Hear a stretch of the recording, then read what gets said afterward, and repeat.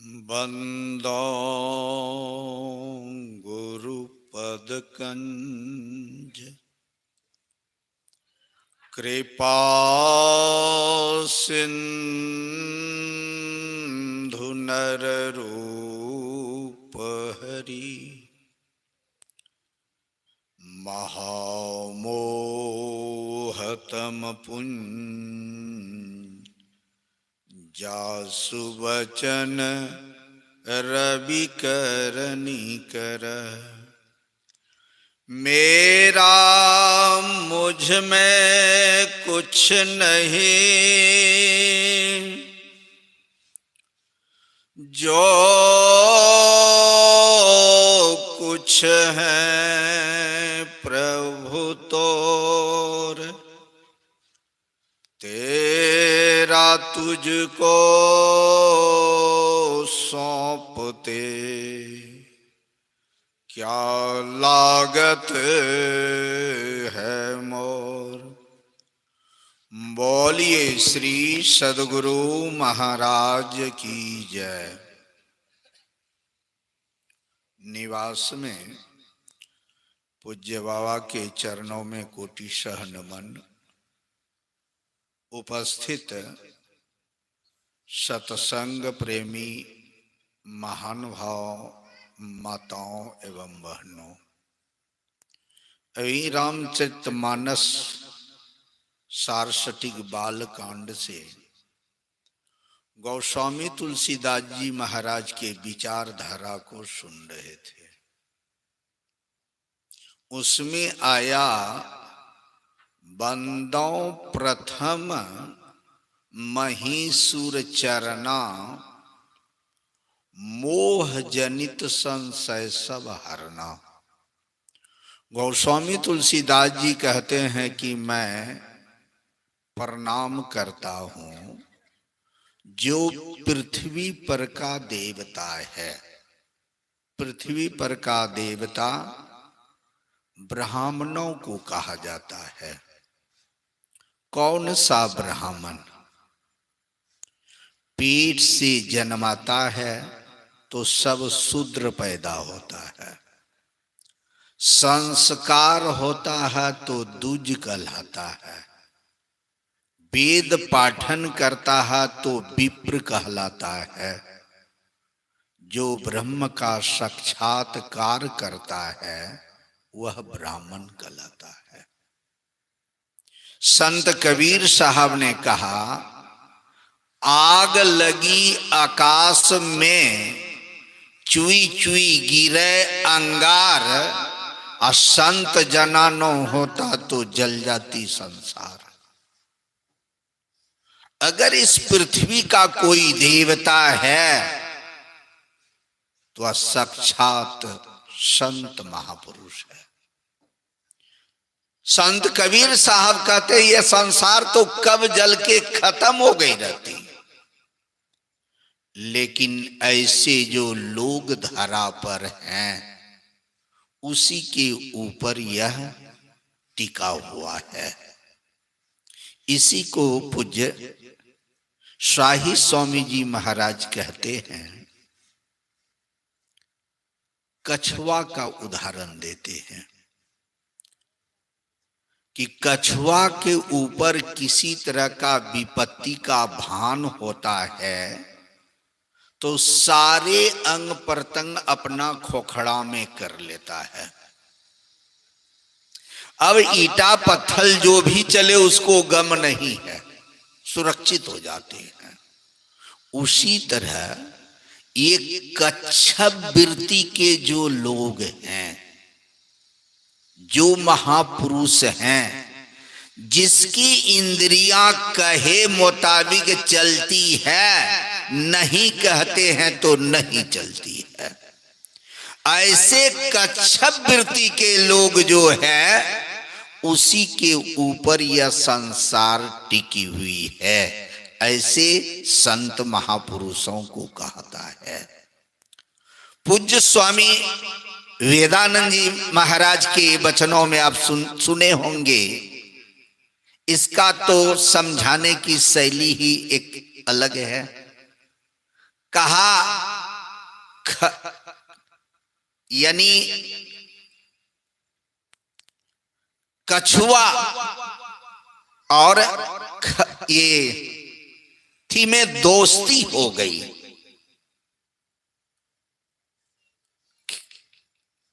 तो दोनों गप कर रहे थे सियार में, दोनों गप कर रहे थे। अचानक सिंह का गर्जन हुआ तो सियार देखते हैं कि सिंह बड़ा निकट है, इसलिए वह तेजी से भाग करके अपने बिल में जाके घुस गए। लेकिन कछुआ तो कोई सुपर पावर एक्सप्रेस नहीं है। ये क्या करता था, अपना सब अंग सिमेट लिया। बगवा आया तो उल्टाता पुलटाता तो ढेला जैसा हो गया।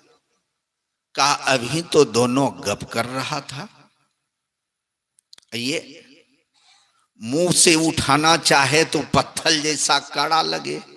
तो सियार कहता है सिंह भाई वो ऐसे नहीं खाया जाएगा। कहा तब? कहा इसको उठा के पानी में कुछ देर फूलने दे दो।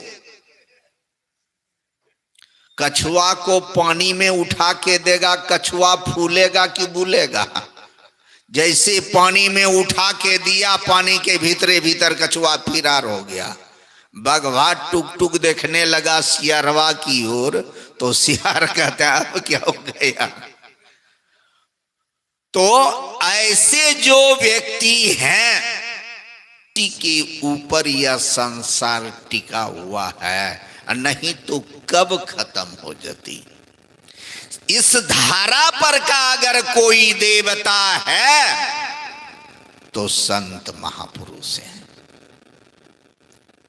ऐसे ही व्यक्ति को गोस्वामी जी कह रहे हैं सुजन समाज।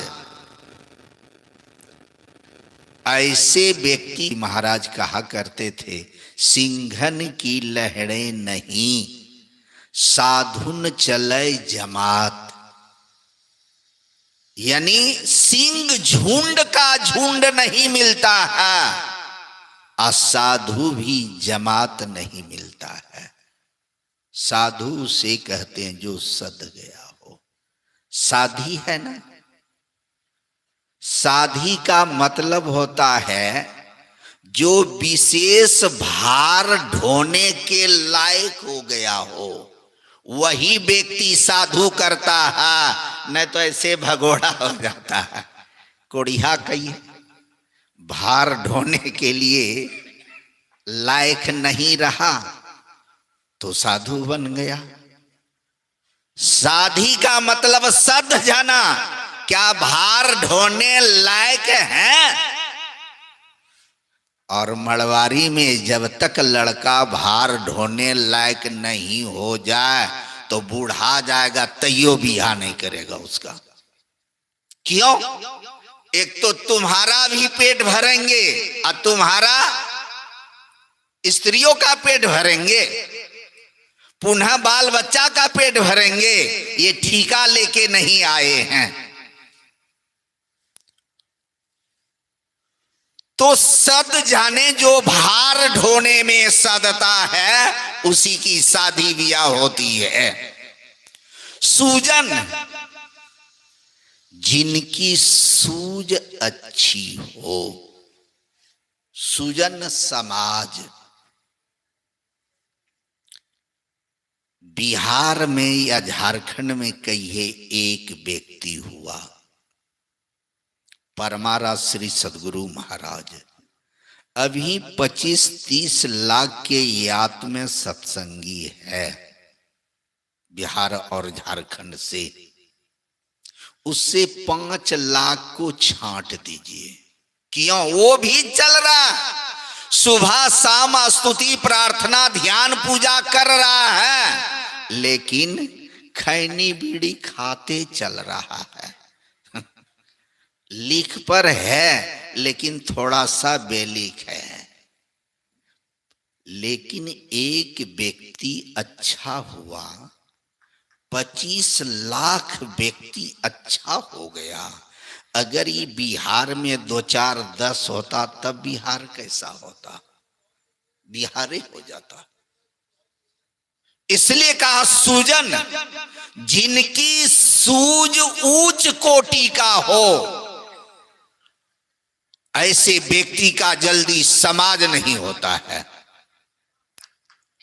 सुजन समाज, और ऐसे व्यक्ति एक जगह होगा तो वहां कोई लफड़ा नहीं होता है। अब देखिए, देवराहा बाबा संत मत के नहीं है, नहीं तो संत मत के हैं। यहां बिहार से एक आदमी चल के गया, वहां दोनों दंपति, और वो तो मचान पर रहते ऊपर।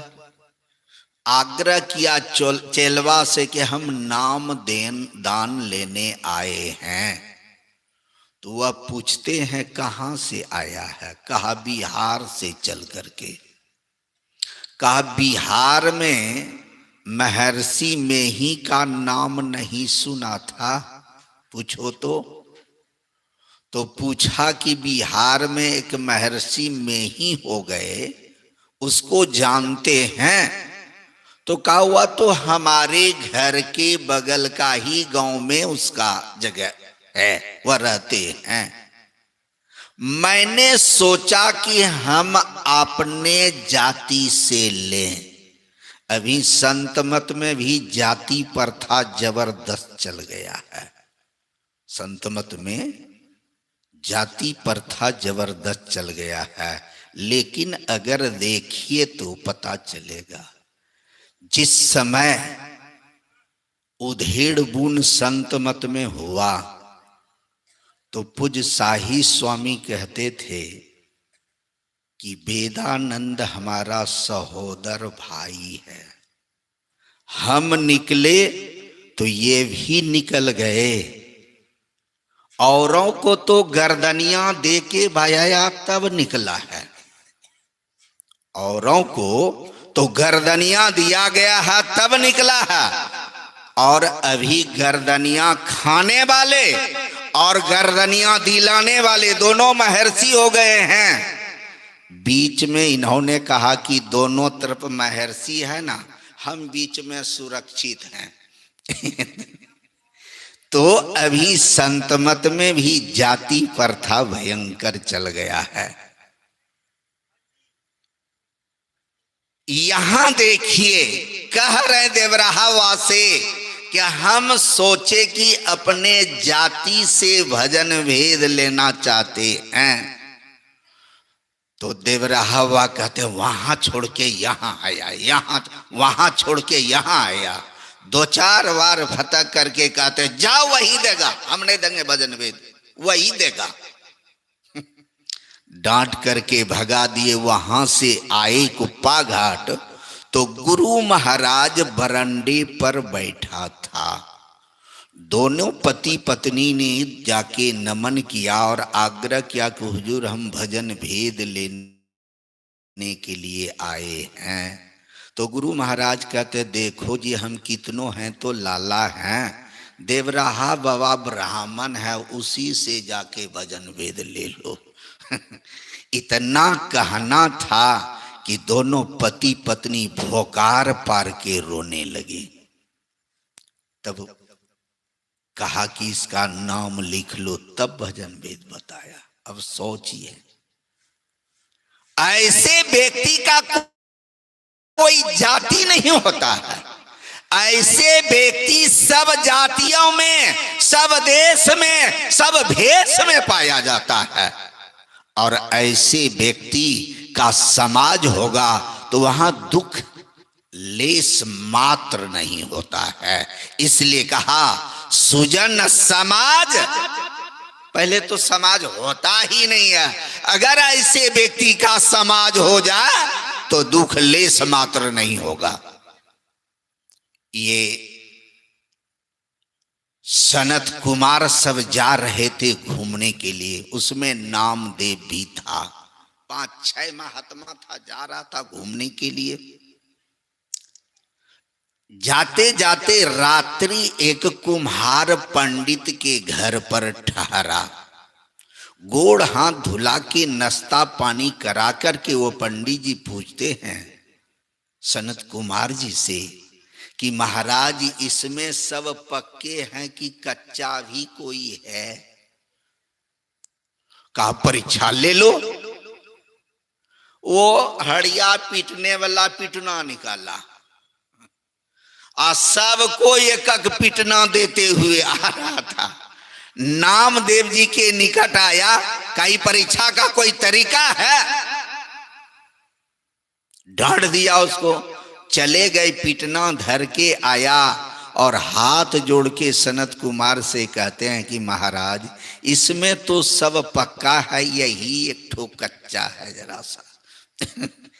तो वो जब चले गए कह के, तो नामदेव जी महाराज कहते हैं कि महाराज कहते तो हम भी नहीं कुछ बोलते। तो कहा हमको क्या पता था कि यही परीक्षा लेगा, पीटना से पीटेगा। तो ऐसे समाज में किसी तरह का क्लेश मात्र भी दुख नहीं होता है। ऐसे ही व्यक्ति को साधु कहा जाता है। ऐसे व्यक्ति का चरित्र क्या बखान करेगा? साधु चरित्र शुभ। ये कैसा भी चरित्र करते हैं उससे शुभ ही होता है, अशुभ होता ही नहीं है। देखने में भले आपको बुरा लगे, लेकिन जब सामने आता है तो लगता है कि मुझ पर कितना बड़ा उपकार किया। एक व्यक्ति आया, प्रणाम किया, कहा किधर आए हो? कहा हुजूर के दर्शन के लिए। कहा दर्शन हो न गया? कहा हाँ। कहा सीधे आपस लौट जाओ। वो पैरवी करने लगे सबसे कि हम तो आए थे 2-3 दिन रहने के लिए। गुरु महाराज पूछे किधर आए हो? मैंने कह दिया हुजूर के दर्शन के लिए। कहा दर्शन हुआ, सीधे लौट जाओ। अब सोचिए तो कैसा लगा होगा उसको। सबों ने कहा जो कहते हैं वही करो। जाते जाते 10-11 रात बज गया घर जाते जाते। तो देखते हैं कि नौकरवा चोरवा से मिल करके ताला काट रहा था। जैसे इसको देखा गाड़ी लगते उतरा, सब चोर भागा। वहां से दूसरे या तीसरे दिन आया कि मेरी सारी संपत्ति खत्म हो जाती, आपकी कृपा से बच गई। गुरु महाराज कहते अच्छा 2-3 दिन रह लो। अब इनके चरित्र क्या कहा जा? साधु चरित्र शुभ। सरिस कपासु। कपास में न तो कोई रस है न तो गंध है। गोस्वामी जी कपास का उपमा, रस नहीं है लेकिन उपकारी कितना है। जो सही दुख पर छिद्र दुरावा, जो दूसरे को अवगुण को ढकने का काम करता है, जो दूसरों के छिद्र को ढकने का काम करता है, तो वही तो समाज में बंद। तो समाज तो एक गुना हुआ है, कई गुना बात लगा करके, कोड़ लगा करके उगारना। आपका बेटा पढ़ रहा है तो कलेजा दूसरे का सूखने लगता है। क्यों? हमसे बेसी नहीं हो जाए कि किसी तरह इसको कोई फेर दे दो जो दर दर की ठोकर खाए। इसलिए महापुरुषों ने कहा साधु हो वही होते, साधु चरित्र शुभ, अशुभ होता ही नहीं है। क्यों? जो सही दुख पर छिद्र दुरावा, जो दूसरे के छिद्र को ढकने का काम करता है। अगर रुई नहीं होते तो हम सब नंगटे होते। देखो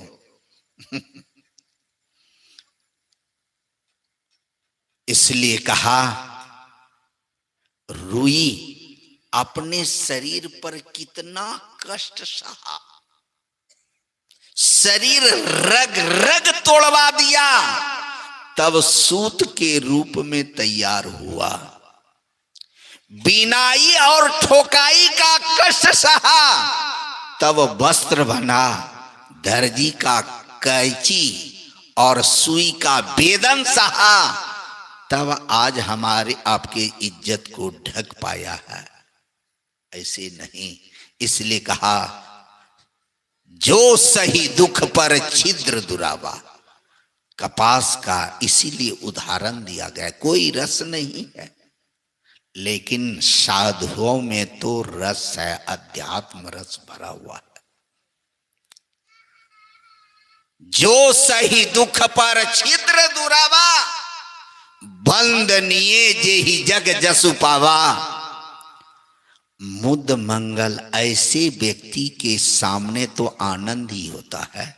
मुद मंगलमय संत समाजू, आनंद ही आनंद बरसाता है। मुद मंगलमय संत समाजू, जो जग जंगम तीरथ राजू। ऐसे व्यक्ति जहां रहते हैं, जहां निवास करते हैं, जहां ध्यान करते हैं, वही जगह तो तीर्थराज कहलाता।